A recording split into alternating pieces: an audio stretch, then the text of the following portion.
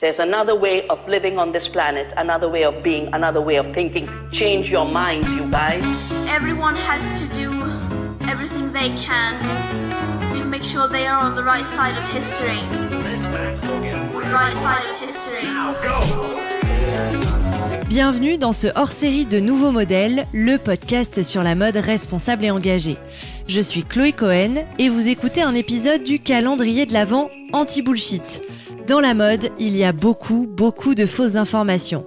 C'est pour ça que j'ai préparé un calendrier de l'Avent audio dans lequel je déshabille 24 fausses informations sur l'industrie textile. Un épisode décrypte une fausse info et vous donne quelques arguments pour briller pendant le dîner de Noël. Allez, c'est parti. La mode responsable, ça n'existe pas. Alors ça n'est pas moi qui le dis, mais c'est le titre d'un article publié dans le Financial Times. Attention, je crois évidemment en une mode plus responsable, plus durable. Sauf que les mots, à force d'être utilisés par n'importe qui et n'importe quand, finissent par perdre de leur valeur. Quand les marques nous inondent d'expressions green, positives, de responsabilité, en veux-tu en voilà, et de messages dénonçant le Black Friday, mais en proposant quand même des soldes en janvier, on nage en plein délire et en plein marketing. La mode responsable est une expression en vogue. Elle est belle, elle est séduisante, elle est positive. Elle est utilisée partout, tout le temps.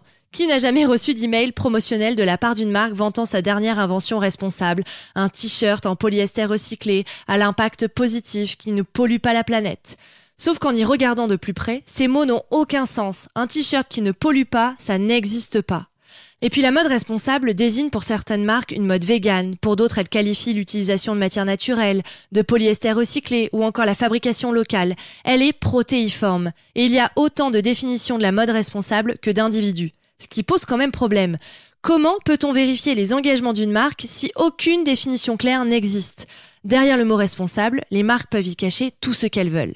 Et à force d'avoir utilisé le mot responsable, nous, les médias, nous avons donné la possibilité aux marques de se cacher derrière ce mot sans avoir besoin de se justifier avec des preuves.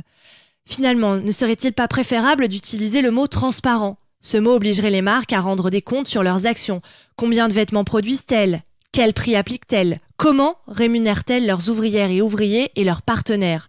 Quel est l'impact concret des matières utilisées ?